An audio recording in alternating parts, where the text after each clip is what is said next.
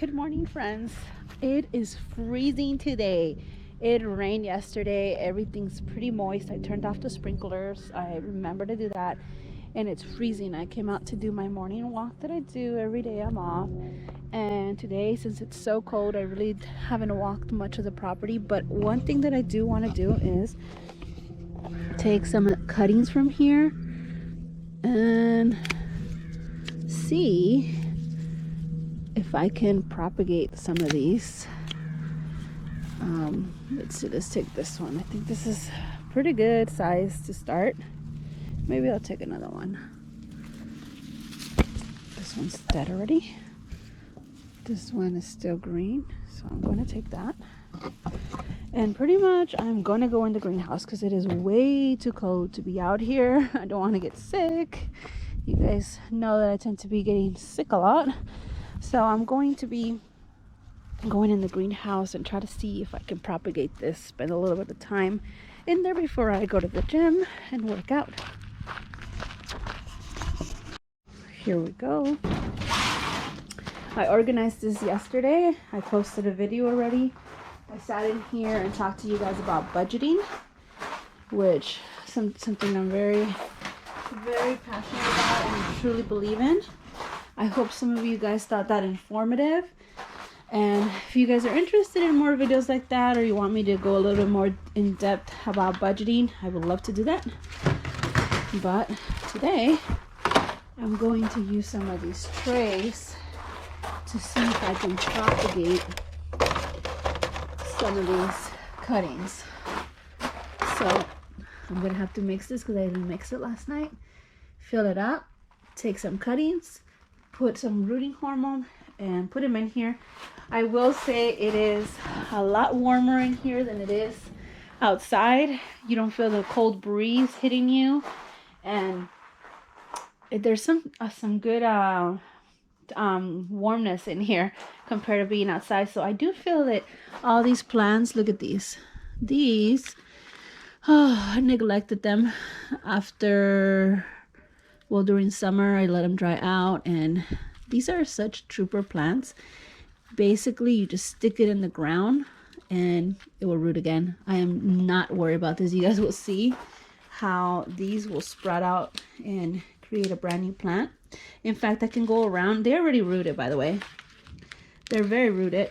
So I can go around and cut these pieces off and re-stick them in there and they'll grow a brand new plant. I just stuck that one in, so it's not very rooted.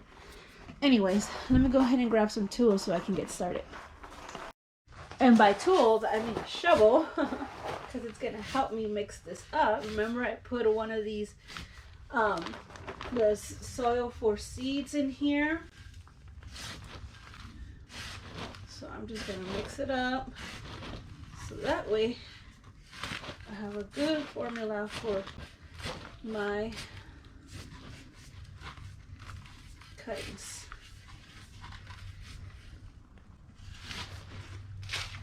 I did a pretty good job at mixing this. I'm gonna set that cup over here, and I'm just gonna fill it up. Just pour a little bit in the middle and spread it. I would love to have my hillside full of these Mexican sage. I mean, one plant made in a stunning view, and I absolutely loved it. What I am going to do that I haven't done, I'm going to make a little tray that with a little screen so I can weed some of these little chips in here and make it easier to have a much lighter soil for my propagations here. I think that will make a difference as well. I haven't gotten there yet, so that's the reason why I'm just, look, I'll just pick it off and do it like that. No big deal, guys. Remember, when you don't have everything you need, you don't need to wait for it to be perfect. Do what you can, and you know, when the time comes and you're able to do more or make it more ideal, then that time will come. But right now, I'm doing what I can. I enjoy doing this. So I wanted to just come out here and do something. And that's what I'm doing today. there's my tray. Here is my cutting. You guys see that? And I'm just gonna cut little pieces. What I want is for it to go down, so I want to see how much is that, and that's gonna be my measuring. I'm gonna cut right above the bud because I am going to there. So that's, I'm gonna use that to measure the rest of this, and we'll see how this works out. I mean, this is an experiment, friends. We'll see. So everything's gonna be right below the bud. And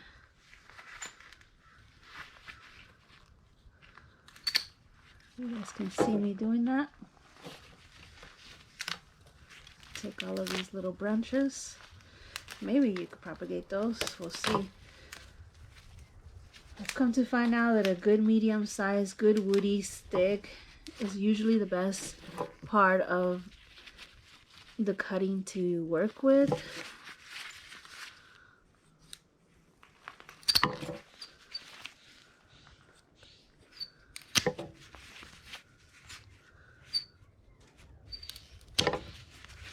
These that are thinner, I'm gonna cut them a little longer.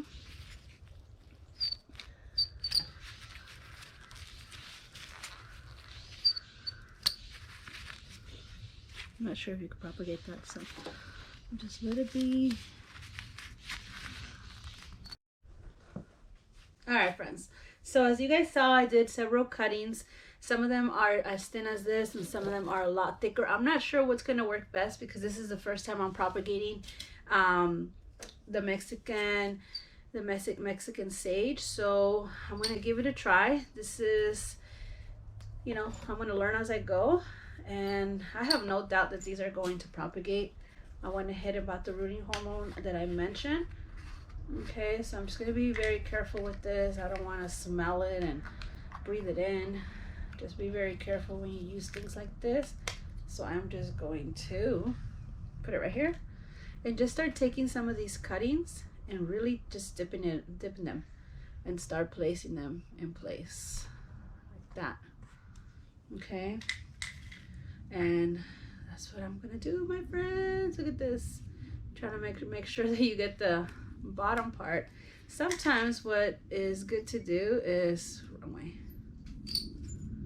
to kind of scrape this so you get that layer off to allow the roots to grow. Dip it in there, dip a little more,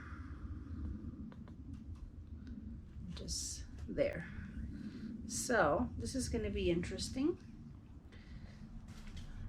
Just going to kind of scrape it, take these leaves off because, you know, they don't need it right now. Put it in there. Needs a little bit of soil right there. I just got soil all over my shoes. That's nice. Anyway, so I'm just going to do this for all of them. While we're here, why don't we talk about the last video I posted? We talked about budgeting and what you need to do in order to get yourself in the right position to, you know, if you want to buy a house, you're trying to buy a property, and what you need. I'll cut this piece off. And you know how important it is. Honestly, I think budgeting is the #1 thing you need to start anything. If you want to buy a property, you need to have a good budget. That way you can get a good idea of how much you can afford to pay in your mortgage and how much money you'll be able to save between now and the time that you actually get a mortgage. You know, how much money you're going to put as a down payment. How much? Let's put these over here. How much are you putting as a down payment? So you're gonna really want to think about that, because how much you put as a down payment is gonna make a difference on how much your actual payment is going to be. Ideally, for any mortgage loan, you actually want to have 20% down. I know that that's not realistic with today's economy and the way things are right now, but you know, it just depends where you live. Here in Southern California, to get a good home and put 20% down, that is just crazy. So you know, you guys really need to start working on that budget, figuring out how much money you have saved up, how much money you need to save up to put 20% down. Now, I'm not saying that all the loans are requiring 20% down. There is some loans that require less money. However, they will require mortgage insurance, which is different than property insurance. So I will make a video breaking all of this down. I'm just going to give you guys a little rough summary of what you actually need to consider and think about. Maybe I'll just give you an overview today, and then we can break it down, because a lot of people are asking me how to get a mortgage. And I'll tell you right now what the lenders are going to look for. They're going to look at your job history for the last 2 years. So ideally, you're going to want to be at a job for the last 2 years, because, you know, you're more, I guess they look at it like you're more reliable. I don't know. Second to that, they're going to look at your credit score. They're going to want to see that you are capable of paying your debts, and that you are on time, and that you haven't gone to collections or file bankruptcy. You know, they're gonna look at your credit score. So you're gonna want to start figuring out what your credit score is, what's in your credit, how to remove things if you have old things in there, so your credit score can go back up, and you have you know, to reset. That takes time, so this is the time to start looking into all of that, because they will be looking at that. They also want to know how much money you're going to put down, and where it's coming from. They're very big on where all whatever your money is coming from for your closing costs, because there's closing costs involved, which is different than your down payment, which is the money that's going to go towards your loan. So make sure that wherever your money's coming from, that you have records of it, and that you can explain where your money is coming from. So very, very important that you keep that in mind when you're saving. Sometimes they'll accept a gift letter. Say, for example, your mother or somebody in your life gifted you some money. They will require a gift letter. They will require some information from them and where their money came from. So it's not as easy as just writing a letter. They're, you know, they really dive into all of this. So they want to make sure that the person that they're lending this money to is a secure person, that they're gonna pay the mortgage back. You know, because here in Southern California, getting someone evicted is nearly impossible. So, yeah, you're gonna wanna make sure that you have all that history in order, that you have records. They also want to know what your debt to ratio is, so which means how much money you make versus how much money you are in debt, what your monthly payments are. So that is very important, that that you guys, if you guys have debt, the best position you can get yourself in is paying it off. Any car payments, any credit cards, anything that you have a line of credit, secure or unsecure. Meaning a credit card is unsecure. Secure is more like your auto loan, because it's a set rate for a set period of time that you have to pay it off. So this is the time. That's why when I did that video, I believe that the beginning of good budgeting, the beginning of good finances is having a good budget. That's why I really encourage a lot of you guys to start thinking about your budget, you know, where your money's going, because then that gives you a better picture of what you need to do in order to set yourself up. Let's see here, what else? There's so much when it comes to the mortgage industry and things that at the beginning, when you're considering buying a house, you may not think about, but the sooner you think about it and the sooner you start preparing, the better it will be, because you'll be setting yourself you'll be setting yourself up for success way ahead of the game, way before you probably can buy the house, which is good, because by the time you're in position to buy the house, you have the money, you have the job, you have the savings. Guess what? You will be set and ready to go, and you won't be like, oh, I want to buy a house now, and then you know, you're thinking you're able to buy a house, and then they check your credit score is really bad, or there was like an old bill that was in there that you had no idea was in there, and now you're like, what? I have no idea. Guess what? Now that you're going to work towards taking it off your credit, yeah, they're gonna take it off, but it's gonna take a few months for those credit bureaus to actually fix your credit and your FICO score to start going up. So you want to start doing these things now, okay? I right now I just want to make some videos, kind of like chatting about this overall thing, and I eventually, once I get some feedback from you guys and I hear what you guys want talk about more specifically in detail, then I'll make more, just a video specifically about that. But I love the fact that we can talk about something while I am propagating or doing some gardening projects here.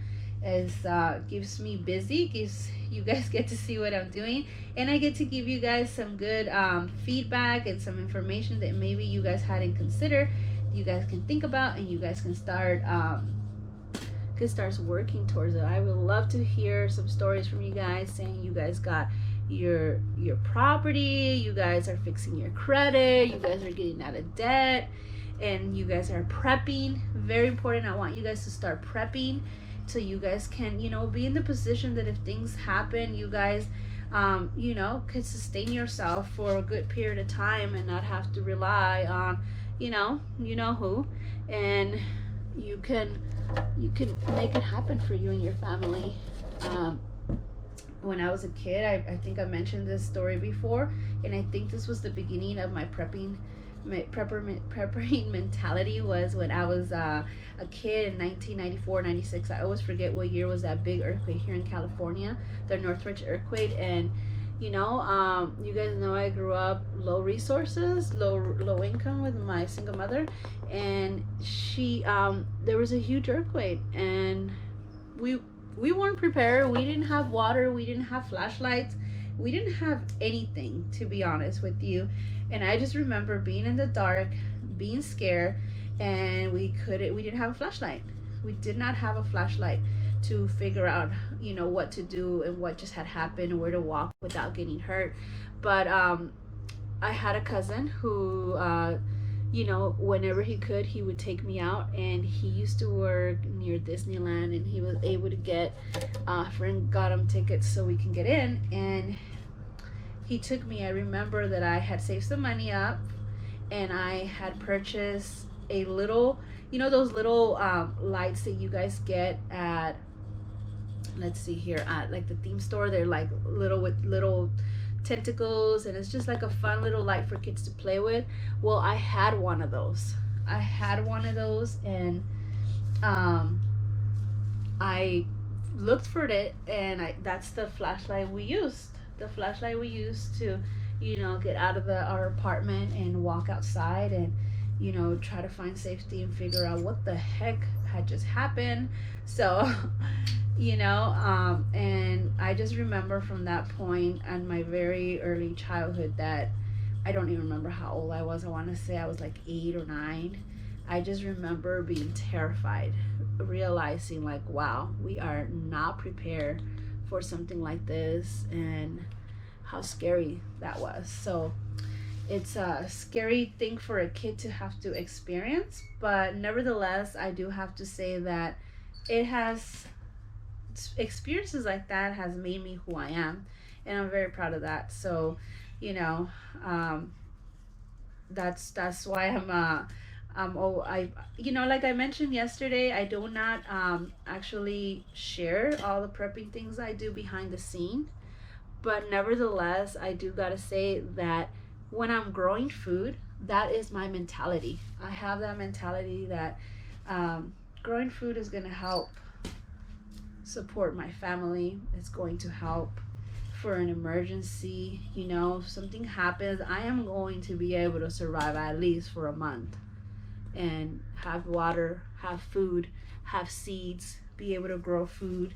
You know, if something happens, trust me, the people who are surrounding me are, they're gonna want to be willing to come and help me, you know, make a fence so the bunnies don't eat our food. They're gonna want to come and grow seeds. They're gonna want to come and water my plants. Trust me, people are gonna be willing to do things. And if that happens, my network of family and friends, you know, if we're all working in this place and growing our food, they're welcome. But it's like Led says, I have to say, like, people really gotta start prepping, because they can't just show up and not have anything to show for. And like, yeah, I have food for our family, but that's all I have for my family. Like, it's gonna last us a month, but that's if it's just my family. But if people start showing up out of nowhere, and they expect to be fed and a shelter, and they have nothing to offer that's gonna make our supply last longer, then there's a problem there. I really hope that people are prepping and getting ready for a situation like that.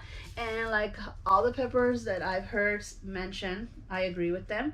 If nothing happens, then guess what? You have just saved yourself thousands of dollars with that food that you're going to be using anyways, because everything is going up dramatically. The inflation on the cost of everything is incredible. I just can't believe it. Like, rice is super expensive, beans, everything's going up. So even if you are buying food to save money in the long run, then you're saving money in the long run. I think that within itself is a good enough reason to start stocking up, you know so I really, really hope that you guys are, and then let's talk about those people who are saying that they don't have money, they don't have space to store things, they don't have space to grow food. You guys saw my old garden. That garden was nowhere near as big as most backyards. It was just the side of my house, and it was tight, and I was able to grow food, and most of it was in containers. So I know everybody can grow something even inside their house. They can grow something in the garage if there's a window. Trust me, when there's a will, there's a way. So I believe you guys can do it. As far as the money, I understand that. I totally understand that. I don't forget, I grew up with a single mother, and money was tight. I get that. I totally get that. So we're gonna go back to budgeting and allocating your money right. We're gonna really to change your mentality on how you're spending your money, and what you should be using it for. Okay, because that is the key to being able to do a lot with a little bit.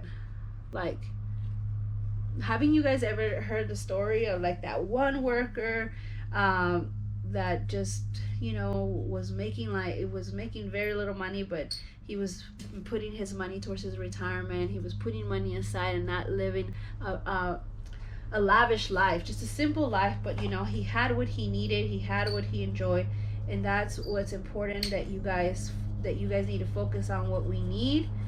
Like, if you're in that situation, you need to focus on what you need and set your goals and work towards them, because eventually, once you get through that hump, trust me, eventually you are going to be in the position to be able to buy more, get more, and get more of the things that you really enjoy, because you'll be in the position to do that. So I hope some of you guys started thinking about it. I hope some of you guys started doing a budget, because I do believe that's the foundation of good finances. And I want to hear feedback from you guys. I want to hear what you guys think about this whole talk. I know you guys mentioned you guys want to know more about mortgage loans. So that's what I mentioned earlier. The things that they're going to look for: credit, your finances for the last 2 years as far as your bank accounts. They're gonna want to know where your money's coming from. So you're gonna want to make sure that everything's nice and clear in that bank. If you need to open up a new bank account now, so if your goal is 2 years from now, open that bank account so everything's super nice and neat in that bank account. And you're gonna have to show those bank statements. you're gonna have to start saving money, because there is closing costs involved. Closing costs is not the same thing as a down payment. I mentioned that earlier. Closing costs are the cost that's going to cost for you to get the loan, which will involve you know, the prepaid taxes, prepaid insurance, prepaid homeowner insurance. It would involve let's see what else is in there. How much their what else is in there? It's been a while since I looked at a mortgage loan and what the closing costs involves, but it involves the fee that the lender who's helping you get the loan, how they're getting paid. There's an escrow company that helps them process the paper. There is a notary fee. There's a lot of fees involving a mortgage loan closing costs. So that usually here in Southern California, it varies anywhere from like 7,000 to maybe 12. It just depends how much your property is. So I don't want to give you a number and then you're thinking that's what it is. But if you can save like $7,000, I think you'll be good for closing costs. And remember, that is just closing costs. That does not include your down payment. So those are things that you want to think about. Now, if you are a veteran and you have a VA loan, you guys are very blessed, and you guys have really earned that right, or that bless, or that benefit that you guys are getting because you guys have put in your time. So thank you for your service if that's you. You do not they does not require a what do you call it, a down payment. You can actually get 100% finance without having to pay mortgage insurance. Okay, mortgage insurance you paid when you have not put 20% down. So that's something for you guys to think about. If you are a vet, or maybe your husband, your brother, and they might not know about this benefit. It is a ginormous benefit. It's really a blessing, and if you are in that situation, you are ahead of the game, because there will be no down payment required, which is amazing. It is very amazing that there's no down payment required, but you will still need closing costs. There is some exceptions where you might not need closing costs, and that exception is that if the seller is willing to take some money from the sale and actually pay your closing costs for you. With today's market, where everything's going so fast and people are fighting for the properties and paying more than they should, I highly doubt that that is an option. But it has happened in the past. If the market starts to slow down, it is possible that the seller is willing to pay your closing costs, and now you just have to have your down payment. If you are a vet and you have someone who pays your closing costs and you're gonna get 100% finance, trust me, you are set. All you need to have is a little bit of money, like maybe 2 to 3 months of worth of your mortgage, so that way the bank feels good about loaning you the money, good credit score, and you're pretty much set to get a mortgage loan. So in that aspect, you're very blessed, and I'm very happy for you. So just things to consider. Like I said, I'll do more formal videos, because first I want to just talk with you guys to see where we are at, what you guys want more, and I want to hear feedback from you guys so I can narrow these videos down. Maybe I could do a live. This is something I could talk about in length and break it down. Like I mentioned, I used to do mortgage loans, and it was one of the best jobs that I've ever had. I've got so much satisfaction out of being able to help people and break it down. A lot of the people I got were clueless on how to do this, and I just loved being able to write it down, looked at the credit, tell them what they needed, how it's gonna work, and it was amazing. I loved it. I absolutely loved it, and if I can make a living out of it, maybe I would do it again. But it's just so unpredictable, to be honest with you. It's not a reliable income. So you know, I was looking more for something reliable, but it is fulfilling. You know, it is fulfilling. If I can garden for my income and pay my bills, I would do that for sure. I would become a farmer, and that would just be what I do for a living. You know, but unfortunately, uh, YouTube can't pay my bills. Maybe one day, and YouTube can, you know, secure my retirement. Those are the things that I've been looking into a lot lately and trying to learn more about them. Because although I'm still young, it's not, you know, when you're retiring, you don't want to do all the work right before you retire. You want to get do all the work when you're young. Set yourself so you know exactly what you need to do to be able to retire right. You know exactly what percentage you need to be saving. You know, you need to be ahead of the game, and that is what I'm doing now. I'm learning about retiring, about, you know, how much money to put from my check towards retirement. And, you know, so it's a process, and we're all learning. I'm not an expert in that either. I just got into it, but, you know, it's things to think about, guys. A lot of the times we go on in life and not think about our future. We're just thinking about now, and it's important to think about now, but it's also important to think about later. How are my actions now going to affect my future?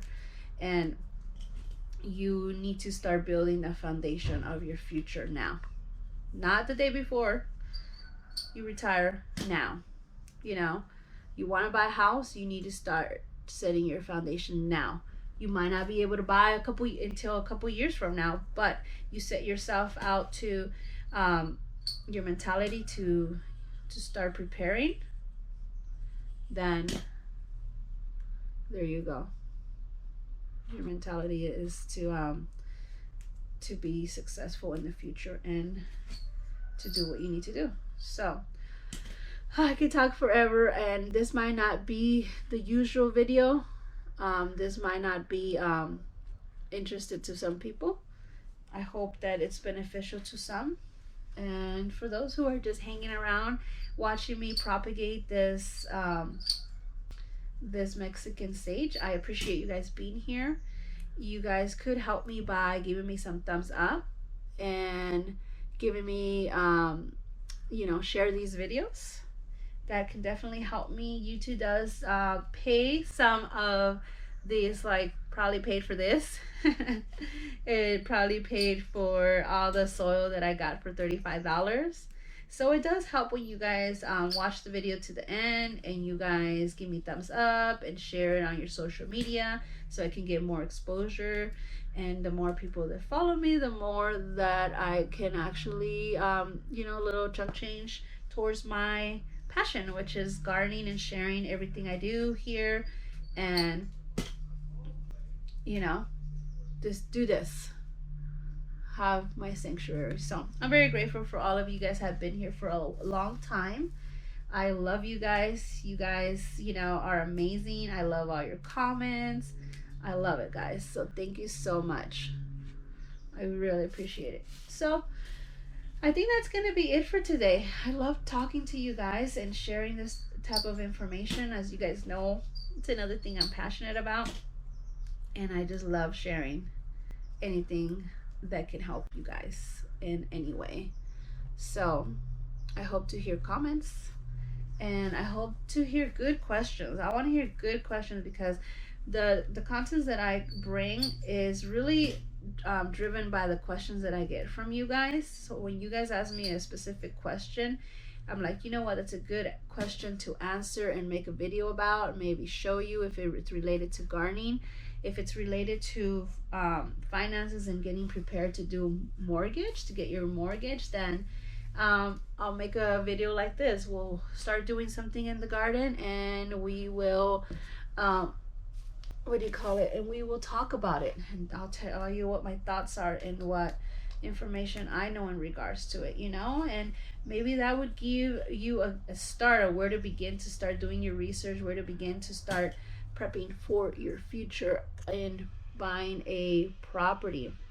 A lot of people keep asking me how to buy land, and there's a few tricks about how to buy land. I gotta tell you that buying land is a little bit more expensive than buying land with a house.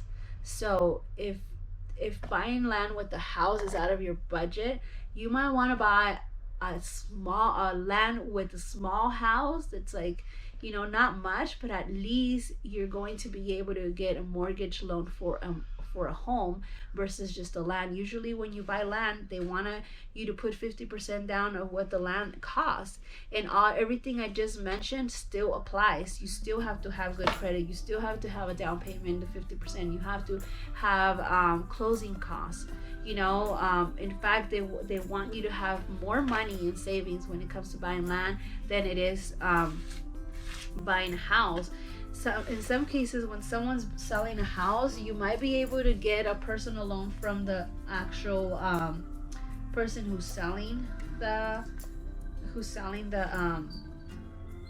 the land, like a personal loan from them. But you really got to be careful when you do that, because you got to make sure that you're paying for something and it's a loan that's legit, that you guys have a good contract. You have to get, you know, the right people to help you do that. So just we'll talk about that in a different video and tell you what my experience has been, what my thoughts are, because in fact that is exactly what my mom wants to do. So I definitely have been looking into it for her and giving her some feedback so she can get herself in the situation to be able to buy something. Well guys, we're pretty much done with this whole tray. I really enjoyed talking to you guys and sharing this information. I hope you guys enjoyed it as well. And you know, I'll hear from you guys in the comments. We'll have more chats like this. Maybe now that there's actually a topic that I can talk forever about, we can do some live chats. Tell me what you guys think about that, and we can go from there. The next thing I'm going to do is just water this so it can have good moisture. I'm gonna put some water under the tray and spray it with the mister, and I think that would be good. What do you guys think? Check it out. You guys think these are gonna actually root? And hopefully they do. It's actually, considering how cold it is outside, it's not that cold in here. So even though there's no heater in here, I feel like some stuff will continue to grow and thrive.